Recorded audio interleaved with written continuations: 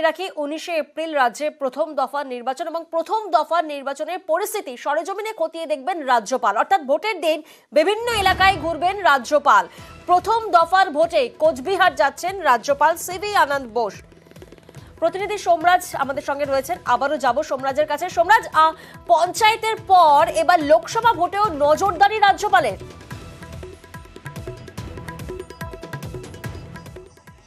দেখো, একদমই পঞ্চায়েত ভোটেও নজরদারি করেছিলেন রাজ্যপাল সিভি আনন্দ বোস, বেশ কয়েকটি জায়গায় গিয়েছিলেন, কিন্তু এবার লোকসভা ভোটের প্রথম দফায় রাজ্যপাল সিভি আনন্দ বোস কোচবিহার যাচ্ছেন।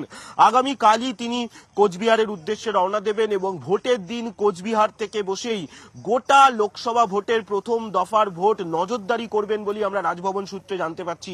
ইতিমধ্যে রাজ্যপাল সিভি আনন্দ বোসের সফরসূচি চূড়ান্ত হয়েছে এবং তিনি যে প্রথম দফার ভোটের দিন অর্থাৎ 19 এপ্রিল কোচবিহারে থাকবেন। কেন থাকবেন? তার কারণ কোচবিহারে সব থেকে বেশি উত্তেজনা প্রবণ বুথ রয়েছে, অর্থাৎ স্পর্শকাতর বুথ রয়েছে। কোচবিহারে সব থেকে বেশি আধা সেনা মোতায়েন করা হচ্ছে, 112 কোম্পানি আধা সেনা শুধুমাত্র কোচবিহার লোকসভা কেন্দ্রের জন্য। এবং পঞ্চায়েত ভোটে দফায় দফায় উত্তপ্ত হয়েছিল এই কোচবিহার। সম্প্রতি লোকসভা ভোট ঘোষণার পরেও কোচবিহার উত্তপ্ত হয়ে ওঠে এবং তারপর আমরা দেখেছিলাম রাজ্যপাল সিভি আনন্দ বোস তিনি কোচবিহার পৌঁছে যান।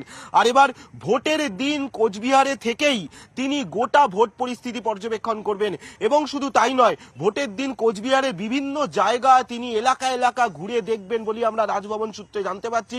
আগামীকাল দুপুরেই তিনি কোচবিহারে পৌঁছাবেন বলে আমরা রাজভবন সূত্রে জানতে পারছি। সব মিলিয়ে পঞ্চায়েত ভোটেও রাজ্যপাল মুর্শিদাবাদ সহ একাধিক এলাকা গিয়েছিলেন, আর এবার লোকসভা ভোটেই তিনি শুরুই করছেন কোচবিহার দিয়ে। এবং শুধু তাই নয়, রাজভবন সূত্রে দাবি করা হচ্ছে কোচবিহারের পাশাপাশি জলপাইগুড়ি আলিপুরদুয়ারেও কাল ভোট রয়েছে এবং প্রয়োজন মনে হলে রাজ্যপাল দুটি জেলাতেও যাবেন। তার সব রকম পরিস্থিতি বা সব রকম সফরসূচি প্রস্তুত রাখা হচ্ছে রাজ্যপালের বলে আমরা রাজভবন সূত্রে জানতে পারছি। বেশ।